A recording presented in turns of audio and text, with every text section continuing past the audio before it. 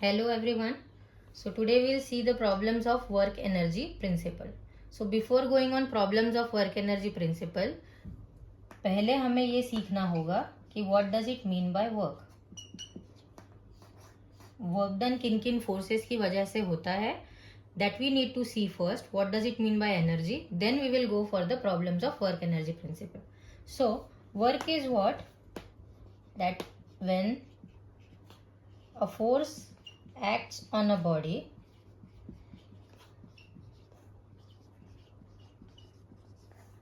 and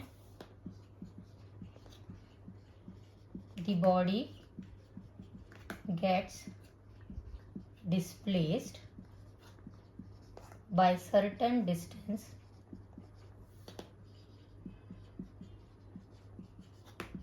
then work is said to be done.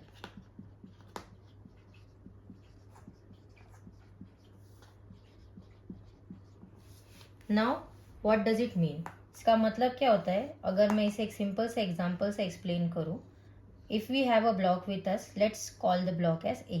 Suppose हमारे पास a block है, आपने उसके ऊपर फोर्स अप्लाई किया, let's call the force as F. ठीक है, एफ फोर्स अप्लाई करने के बाद आपके ब्लॉक ने एस डिस्प्लेसमेंट ट्रैवल किया एंड इट गॉट स्टॉप. ठीक है, सो ये जो डिस्प्लेसमेंट है, let's call that displacement as s. So work done जो होता है, that work done by force, mathematically it's given as force into displacement. So यहाँ पे हमने जो एग्जांपल लिया है, वहां पे हमारा फोर्स क्या है? F. The displacement generated is S. So force का यूनिट होता है न्यूटन, डिस्प्लेसमेंट का यूनिट होता है metre. Hence unit of work done is newton metre. Okay, so work done कब जनरेट होता है? जब किसी भी ऑब्जेक्ट पे आप फोर्स अप्लाई करो और फोर्स अप्लाई करने के बाद डिस्प्लेसमेंट जनरेट हो. अगर हम कहें कि आपने फोर्स अप्लाई किया, जैसे कि मैं एक और एग्जांपल आपको दूं कि ये ऑब्जेक्ट है, ठीक है, हम कह रहे हैं कि इसके ऊपर आपने एक फोर्स अप्लाई किया, let's call that force as P. Okay, आपने फोर्स अप्लाई किया, but after application of force your block is at rest only. इसकी पोजीशन में कोई चेंज नहीं आया, there is no displacement generated. If there is no displacement generated, in such cases work done is zero. So work done सिर्फ और सिर्फ तभी होगा जब आप फोर्स अप्लाई करो और फोर्स अप्लाई करने के बाद कोई डिस्प्लेसमेंट जनरेट हो. ठीक है, so in that case we will consider the force into displacement as newton metre. Now the second thing which we need to keep it in mind, that work done generate होता है, work done can be positive, work done can be positive, it can be negative और it can be zero. So zero work done का example अभी मैंने आपको दिया, that whenever the force acts on a body and in that direction, if there is no displacement, we call that the work done is zero. Now we will see the case कि work done positive कब होता है, work done negative कब होता है. ठीक है,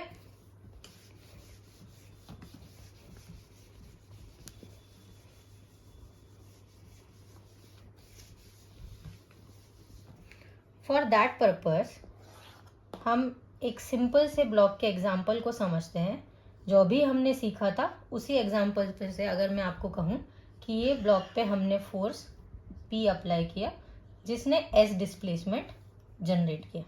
okay, so now अगर मैं इस A ब्लॉक के लिए फिलहाल FBD, that is free body diagram, अगर मैं FBD of block A draw करूँ, तो ये सिचुएशन में इस ब्लॉक के ऊपर कौन से फोर्सेस एक्ट करते हैं.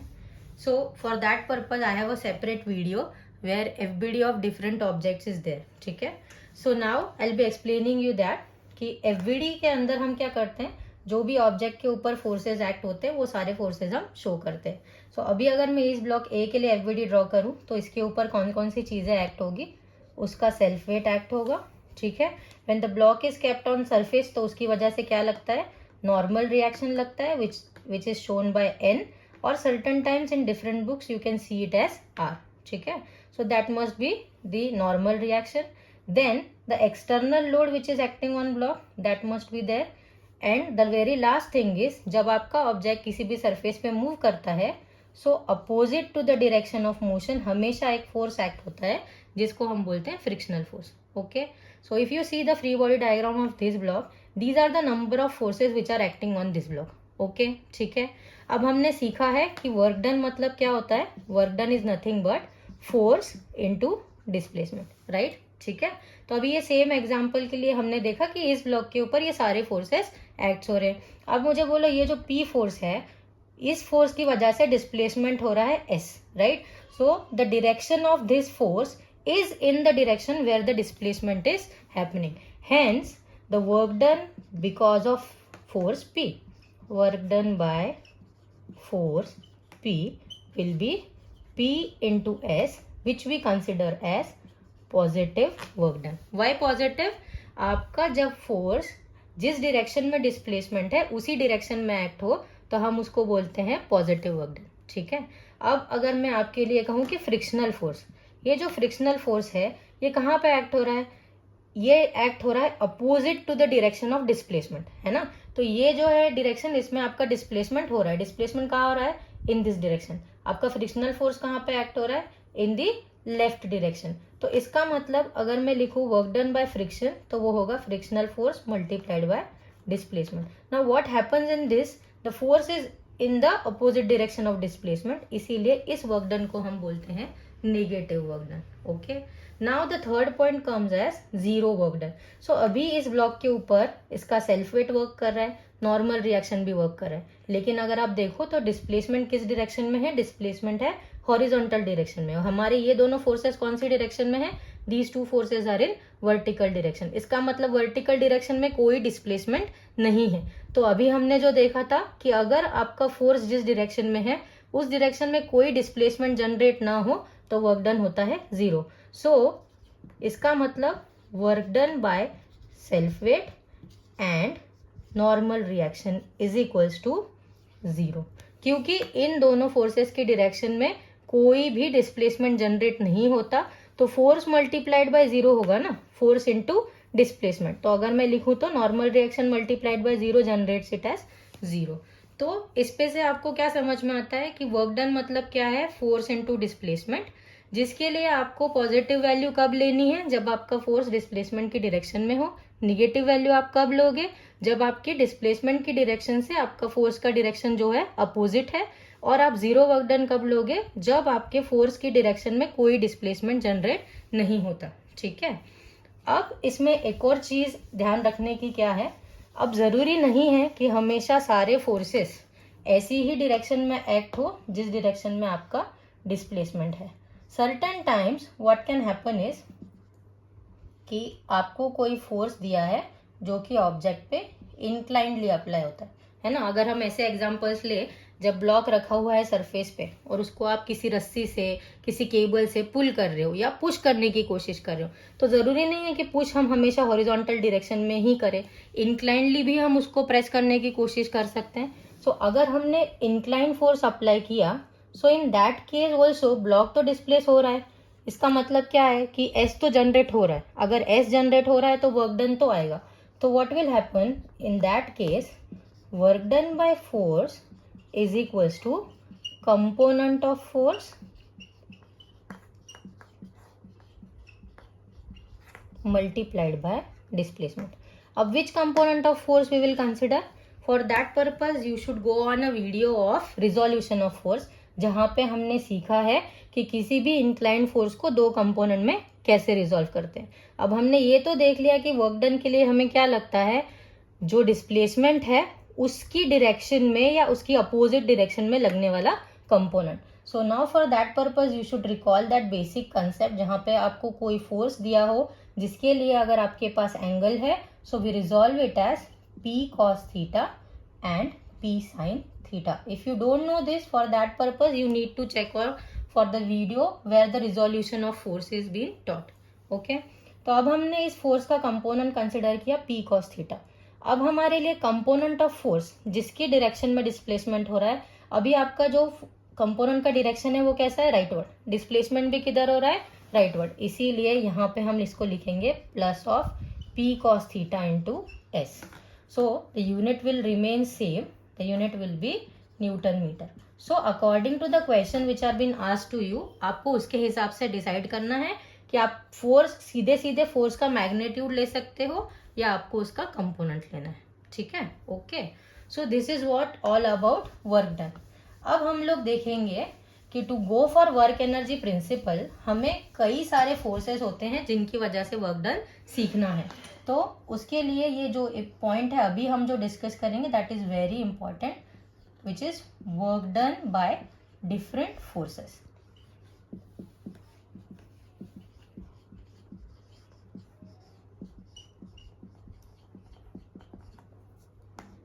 ठीक है.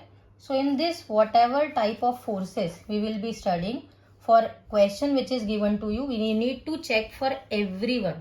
Like we will be studying 5 type of forces which are responsible to create work done. ठीक है. हम क्या सीखेंगे, 5 तरीके हैं, 5 तरीके के फोर्सेस है जो वर्क डन जनरेट करते हैं.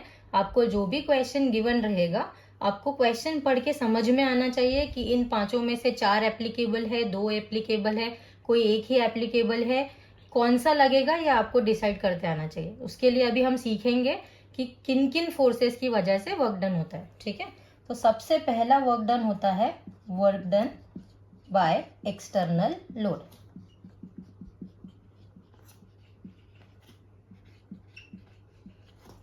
Work done by external force. So work done by external force मतलब आपको किसी भी प्रॉब्लम में अगर किसी ऑब्जेक्ट पे कोई फोर्स है जो एक्सटर्नली उसके ऊपर एक्ट हो रहा है. ठीक है. अगर आपको कोई मैग्नीट्यूड दिया है 10 newton, 5 newton, whatever the magnitude is given to you, तो अगर वो केस में आपको वर्क डन कैलकुलेट करना है तो work done by external load होता है work done is equals to force into displacement. As we studied now its unit is newton metre. Second होता है work done by gravity. Second is what? Work done by gravity.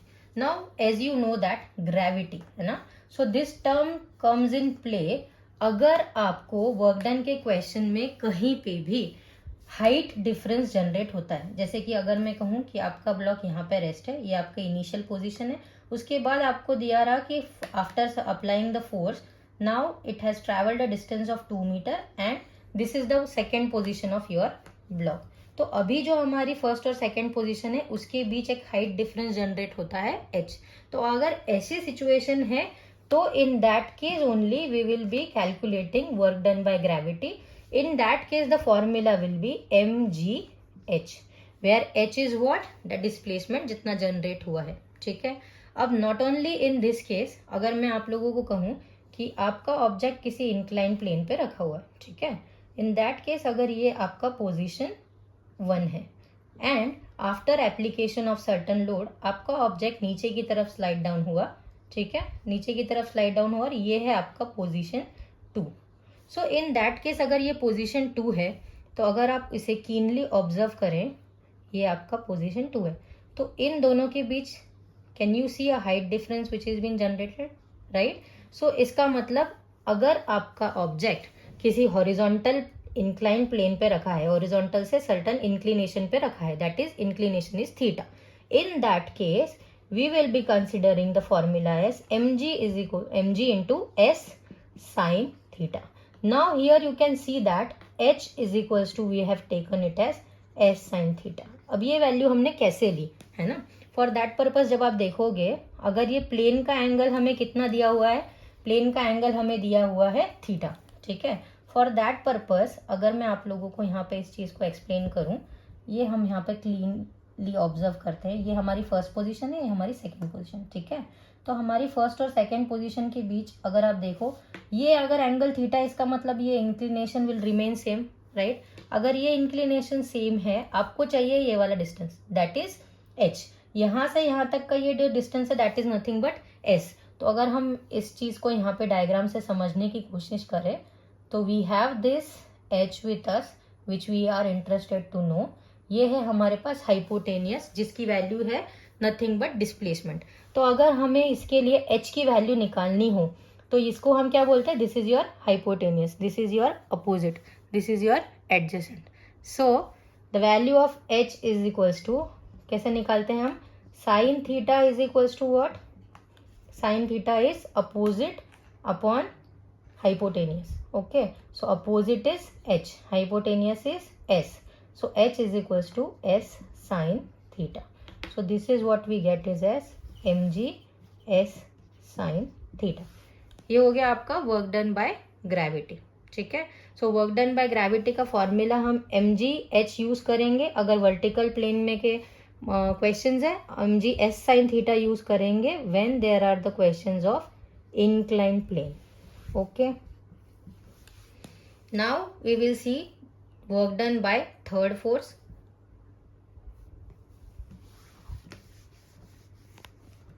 Okay, so we have seen work done by external load, work done by gravity. Now the third one comes into play, that work done by friction. अब work done by friction कैसे निकालते हैं हम? For that purpose the formula is minus mu R S. Okay, जिसको कई बार आपको books में minus mu N S भी मिलेगा. So as I previously say R और N stand for the normal reaction. ठीक है, तो अब वर्क डन बाय फ्रिक्शन जो होता है, वर्क डन बाय फ्रिक्शन के दो फॉर्मूलेज होते हैं. एक फॉर्मूला होता है minus of mu M G S. Okay, दूसरा फॉर्मूला होता है this is for horizontal plane. This is for what? This is for horizontal plane. Okay, दूसरा फॉर्मूला जो होता है वर्क डन बाय फ्रिक्शन का, that is minus of mu M ji cos theta into S. अब ये जो formula है, this formula is for incline plane. ठीक है, तो अभी ये कैसे आता है हम देखते हैं. आर मतलब एज आई से इज नॉर्मल रिएक्शन. तो अगर मैं कहूँ कि ये ब्लॉक है, ठीक है, तो यहाँ पे ये जो नॉर्मल रिएक्शन एक्ट होगा that is nothing but the only force is acting is W. हाँ, तो डब्ल्यू इज इक्वल्स टू कैसे रहता है अगर हम मास के टर्म्स में लिखे तो M G. So that's why if we apply summation F of Y is equals to 0 over here, what we get it as R is equals to M जी. तो ये कौन से केस में हो गया? जब आपका ब्लॉक हॉरिजॉन्टल प्लेन पे रखा हो. Now the second thing which I told you is R is equals to M ji cos theta हमें लेना है. For that purpose if you know this thing that अगर आपका कोई भी ब्लॉक सर्टन प्लेन पे रखा हो जिसका एंगल है थीटा, सो सेल्फ वेट हमेशा हमारा एक्ट होता है vertically downwards and this is our normal reaction. So what happen in that case is normal reaction और सेल्फ वेट के बीच का एंगल हमेशा कितना रहता है? जितना आपका प्लेन का इंक्लिनेशन है.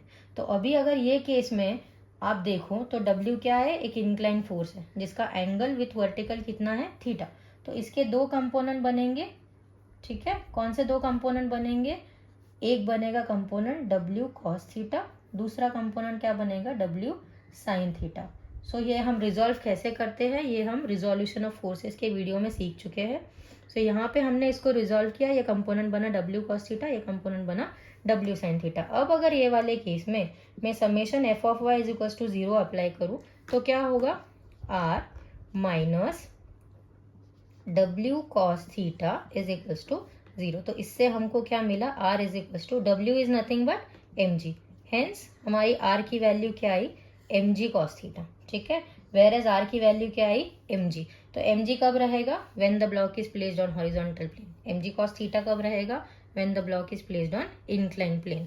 तो इसीलिए हमारा वर्क डन बाय फ्रिक्शन का जो फॉर्मूला है हॉरिजॉन्टल प्लेन के लिए हम यूज करेंगे minus mu M G S और इंक्लाइन प्लेन के लिए हम यूज करेंगे माइनस म्यू एम जी कॉस थीटा इंटू एस. ठीक है, ओके, ये हो गया वर्क डन बाय फ्रिक्शन.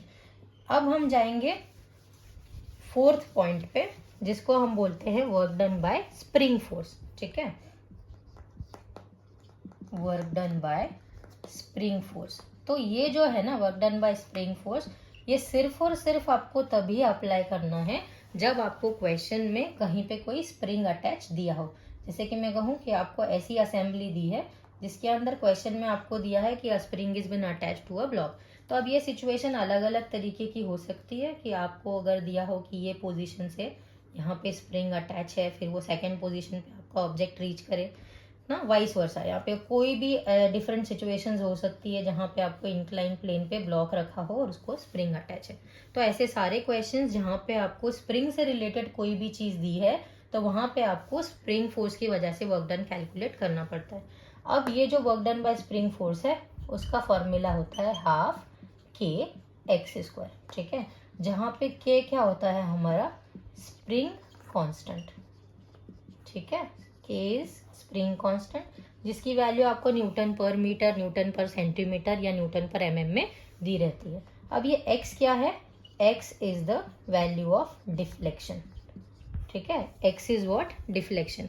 मतलब अगर मैं कहूँ कि ये आपकी पोजीशन, आपका स्प्रिंग की लेंथ है सपोज 2 मीटर, ठीक है, उसको स्ट्रेच करने के बाद उसकी लेंथ बन गई सपोज 2.5 मीटर, तो ये जो 0.5 मीटर है ना, ये बन गया आपका deflection, that is the value of x, ठीक है। तो अगर आपको ऐसे क्वेश्चंस है जहाँ पे आपको सिंगल वैल्यू जनरेट की हुई है कि ये आपका स्प्रिंग का डिफ्लेक्शन इतना इतना मीटर है, so in that case we will be using the formula as half k x square, ठीक है। अब आता है second case problems. Second case problems of spring मतलब जब आपको दो पोजीशंस दी हो, ठीक है, फॉर 2 पोजीशंस ऑफ स्प्रिंग। तो अब कई क्वेश्चंस ऐसे हैं जिसमें आपको स्प्रिंग के लिए एक पोजीशन पे रीच हुआ, उसके बाद it goes to the second position. तो अगर ऐसे क्वेश्चंस है तो फॉर दैट पर्पस हमें फॉर्मूला यूज करना पड़ता है वर्क डन बाय स्प्रिंग का। Work done by spring is equals to half K x1 square minus x2 square, ठीक है। What is the formula, half K x1 square minus x2 square, जहां पे x1 मतलब क्या है, डिफ्लेक्शन एट पोजीशन 1, ठीक है, x1 क्या है हमारा, deflection at position 1। x2 is what, similarly x2 है हमारा डिफ्लेक्शन एट पोजीशन 2, ठीक है। तो अब ये डिफ्लेक्शन एट पोजीशन 1 और डिफ्लेक्शन एट पोजीशन 2 हम निकालते कैसे हैं, for that purpose if you see the formula for x1 is always L1 minus L0, the formula for x2 is always L2 minus L0, ठीक है। सो फॉर दैट पर्पस पहले हमें ये समझना होगा L1 मतलब क्या है, ठीक है, L0 मतलब क्या है और L2 मतलब क्या है। तो L0 मतलब unstretched length,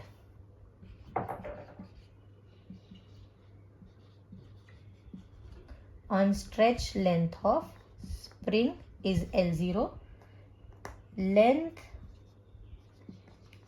of spring at position 1 is L1 and length of spring at position 2 is L2, ठीक है। तो अब ये L0, L1, L2 हमें कैसे मिलेंगे, that I will show you.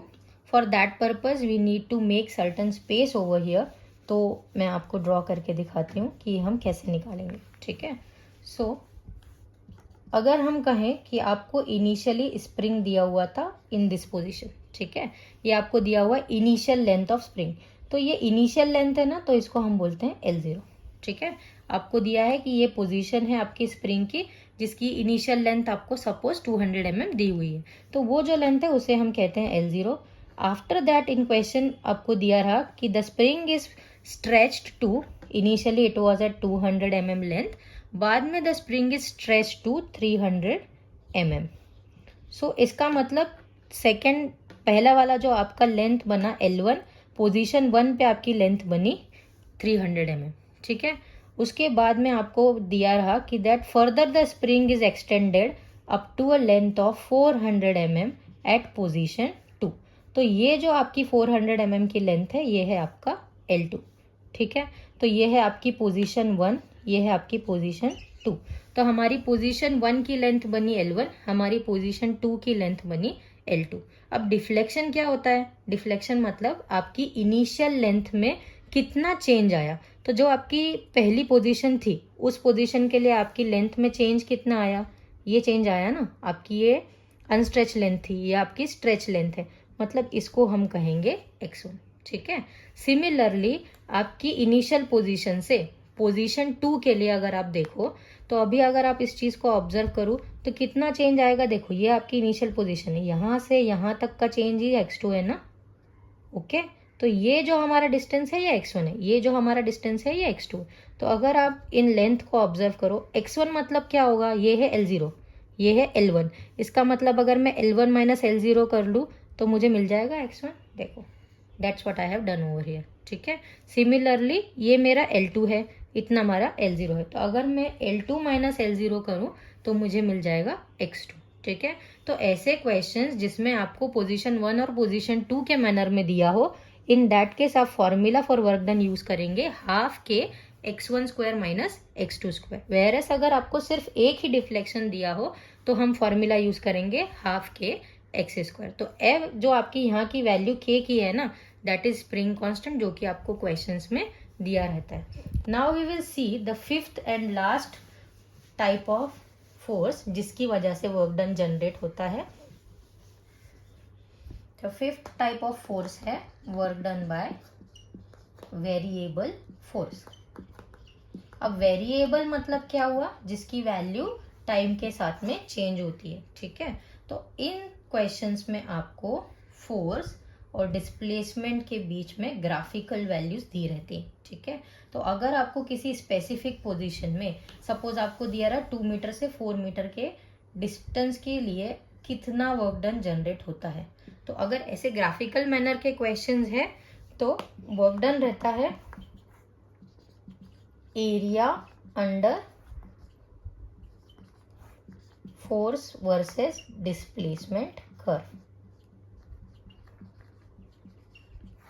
ठीक है, तो आपको जो भी स्पेसिफिक पॉइंट के लिए चाहिए उसमें आपको area under that curve, force versus displacement curve के अंदर जितना एरिया है उतने के लिए आपको वर्क डन निकालना है। ठीक है, तो वेरिएबल फोर्स के जो ग्राफिकल क्वेश्चंस है that we will take in our video. ठीक है, अभी हम लोग देखेंगे वर्क एनर्जी प्रिंसिपल के प्रॉब्लम्स। सो उसके लिए मैंने आप लोगों को बोला कि 2 चीजें सीखना जरूरी है। एक तो आप लोगों को जैसे कि उसके नाम में है वर्क, और दूसरा आपको सीखना है एनर्जी। ठीक है, तो वर्क डन किन किन फोर्सेस की वजह से जनरेट होता है, कब हम वर्क जनरेट हुआ है कहते हैं, कब पॉजिटिव है कब निगेटिव है, और कौन से फोर्सेस रिस्पॉन्सिबल है, ये सारी चीजें अब हमने देख ली है। अब हम इसका लास्ट पॉइंट देखेंगे कि एनर्जी क्या होती है और एनर्जी कितने टाइप की होती है।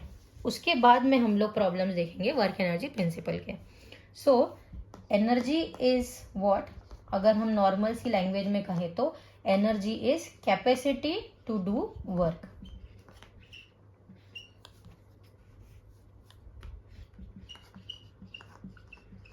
ठीक है, so capacity to do work is called as energy. Energy majorly हम 2 टाइप की कहते हैं। एक एनर्जी को हम बोलते हैं potential energy,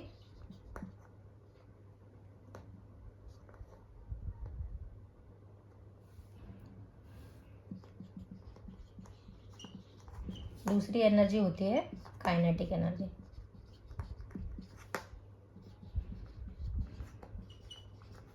so potential energy मतलब क्या होता है, by virtue of its position, मतलब जब किसी भी चीज की position as compare to other object हम एनर्जी के टर्म्स में मेजर करते हैं तो उसको बोलते हैं पोटेंशियल एनर्जी, जिसको हम देते हैं mgh से। वेरेस काइनेटिक एनर्जी मतलब जब किसी ऑब्जेक्ट m की है ना वेलोसिटी जनरेट होती है v, तो हम काइनेटिक एनर्जी देते हैं हाफ mv²। ठीक है, so the unit for kinetic energy या जो चीजें रहती है इन जनरल मैनर में हम यूनिट यूज करते हैं एज जूल। ठीक है, तो unit for energy is joule. ठीक है, सो अब आप लोगों को ये मालूम है वर्क क्या है, एनर्जी क्या है। तो अब हम देखेंगे work energy principal.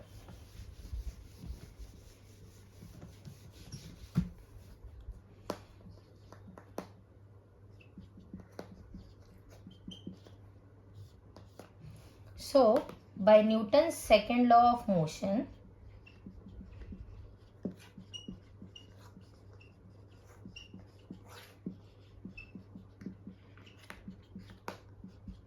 we know that F is equals to ma। जब हम इन सारी चीजों को गिवन a को हम dv by dt से रिप्लेस करते हैं और हम इसको डिराइव करते हैं तो फाइनली हमें वर्क एनर्जी प्रिंसिपल मिलता है, जो कि आप लोग जो नोट्स शेयर्ड है उसमें देख सकते हैं। तो वर्क एनर्जी प्रिंसिपल का हमारा मेजर स्टेटमेंट क्या बोलता है, that total work done is equals to change in kinetic energy. तो ये कैसे प्रूफ हुआ है, that is there in the notes, आप उसमें देख सकते हैं। A separate video is also there for the derivation of that.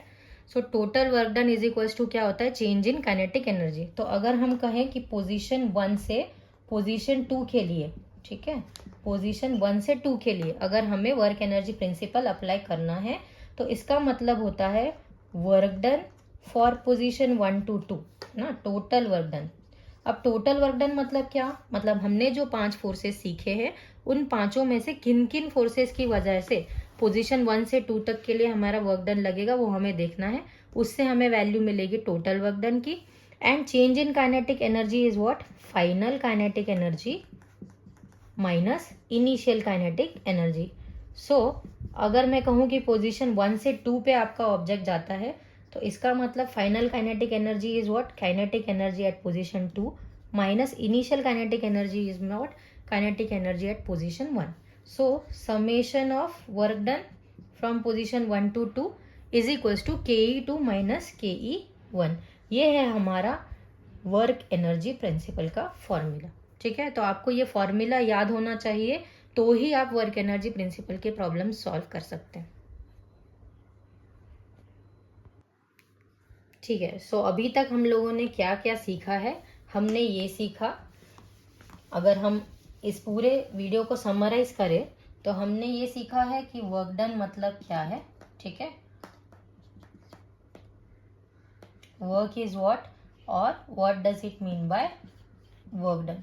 ठीक है, उसके बाद हमने सीखा वर्क डन किन किन फोर्सेस की वजह से लगता है। सो work done by different forces.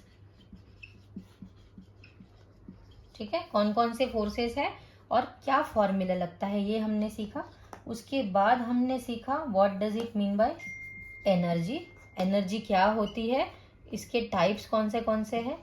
ठीक है, उसके बाद हमने मेजर पॉइंट जिसके हम प्रॉब्लम सब सीखने वाले हैं वो हमने सीखा कि वर्क एनर्जी प्रिंसिपल क्या है। ठीक है, तो उसका स्टेटमेंट क्या है एंड उसका फॉर्मूला क्या है। तो ये जो मेजर बुलेट पॉइंट्स है, ये अगर 4 पॉइंट्स आपको समझ में आए हैं तो अब हम देखेंगे कि वर्क एनर्जी के प्रॉब्लम्स कैसे सॉल्व करना है। ठीक है, तो अब हम नेक्स्ट वीडियो में देखेंगे कि वर्क एनर्जी के प्रॉब्लम्स हम कैसे सॉल्व करेंगे। उसके लिए हमें ये चारों चीज़ों का इम्प्लीमेंटेशन लगेगा। ठीक है, सो अब नेक्स्ट वीडियो में हम देखते हैं कि इसके प्रॉब्लम्स को हम कैसे सॉल्व करेंगे।